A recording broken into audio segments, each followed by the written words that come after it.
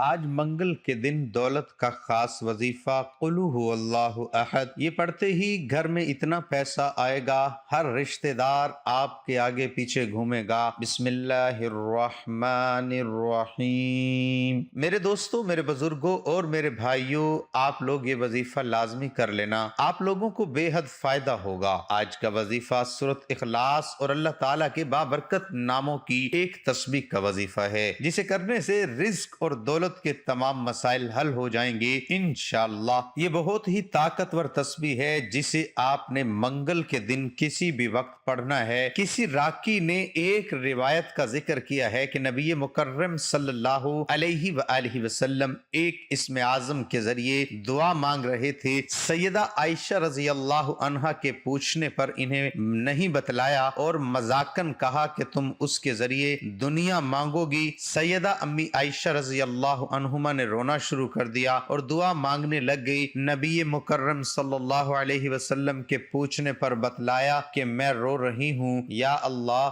یا رحمان، یا رحیم، یا مسبب الاسباب، مجھے بھی وہ اسم اعظم سکھلائیے۔ تو نبی مکرم صلی اللہ علیہ وآلہ وسلم نے مسکراتے ہوئے فرمایا، یہی اسم اعظم ہے جس کے ذریعے مانگی گئی دعا قبول ہوتی ہے۔ میرے ناظرین، یہ جو وظیفہ ہے، یہ جو عمل ہے، یہ جو تسبیح ہے، اس کو اگر بندہ اپنی زندگی میں ایک مرتبہ اس طریقے سے پڑھ لے تو پوری زندگی اس کو اتنی دولت مل جاتی ہے، اس کو اتنا پیسہ مل جاتا ہے کہ وہ اگر رات دن بانٹنے بھی لگے تو بھی وہ پیسہ ختم نہیں ہوتا۔ رات دن اگر وہ خرچ کر کر کے تھک جائے تو بھی وہ پیسہ ختم نہیں ہوگا، نسلیں بھی وہ پیسہ ختم نہیں کر سکتی۔ اتنی دولت، اتنا پیسہ، یہ چھوٹا سا عمل اپنی زندگی میں ایک مرتبہ کر لینا، اپنی پوری زندگی میں بس ایک منگل کے دن یہ وظیفہ کر لینا، اگلے منگل کا انتظار کرو گے، کسی بھی وقت کر لینا۔ وقت کی بھی پابندی نہیں ہے، جگہ کی بھی پابندی نہیں ہے،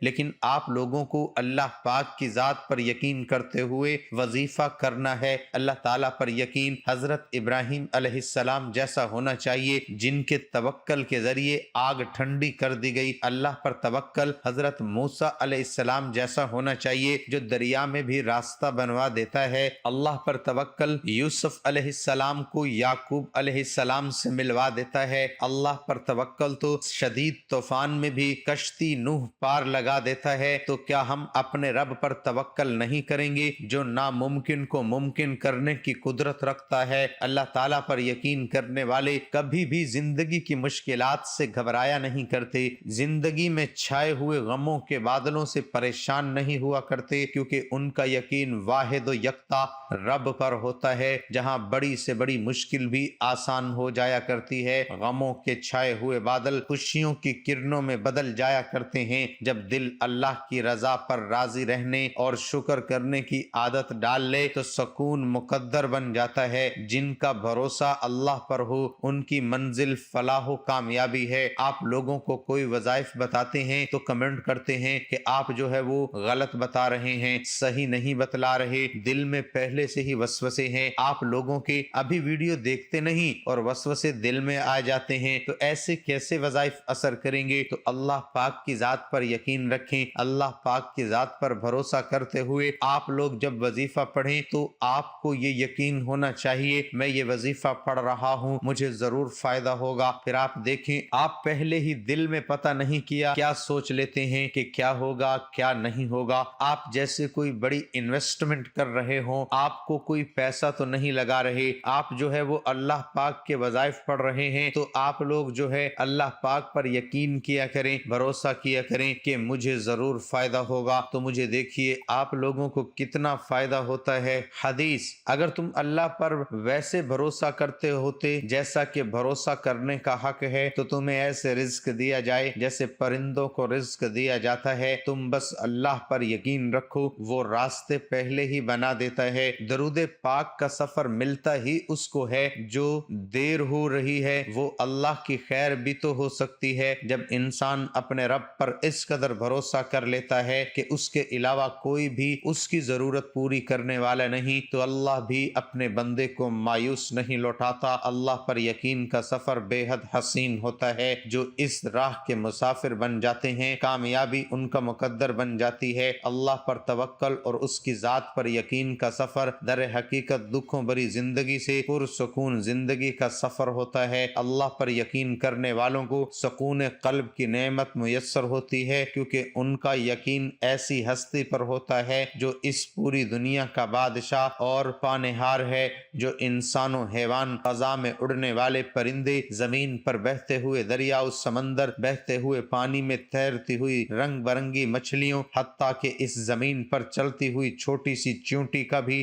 مالک اور پروردگار ہے، جس کے حکم کن فیکون سے مقدر بدل جایا کرتے ہیں۔ اور جانتے ہو یقین کیا ہے؟ جب زندگی میں غموں کے گہرے بادلوں ہوں، روشنی کی امید نہ ہو، جب صحرا میں بھٹکنے والے مسافر کو ایک بوند پانی کی امید نہ ہو، جب زندگی میں خزاں ہی خزاں ہوں، بہار کی کوئی امید نہ ہو، اس وقت دل سے یہ آواز آنا پریشان نہ ہوں، اللہ ہے نا۔ اللہ پر یقین تو سمندر سے بھی زیادہ گہرا ہونا چاہیے۔ جتنے بھی مشکل حالات ہوں، جتنے بھی اندھیرے ہوں زندگی میں، پھر بھی توکل صرف اللہ پر ہونا چاہیے کہ اس کے ایک دن اس اندھیرے میں روشنی کی کرن ضرور چمکے گی۔ جو اللہ کی عظیم ذات پر کامل یقین رکھتے ہیں فلاح و کامیابی بھی انہی کے لیے ہوا کرتی ہے، تقدیریں بھی انہی کی بدلا کرتی ہیں۔ حضرت عمر بن خطاب سے روایت ہے، رسول اللہ صلی اللہ علیہ وسلم نے فرمایا، اگر تم اللہ پر اس طرح توکل اور بھروسہ کرو جس طرح توکل کرنے کا حق ہے، تو وہ تمہیں اس طرح رزق دے گا جیسے پرندوں کو رزق دیتا ہے۔ پرندے صبح سویرے خالی پیٹ نکلتے ہیں اور شام کو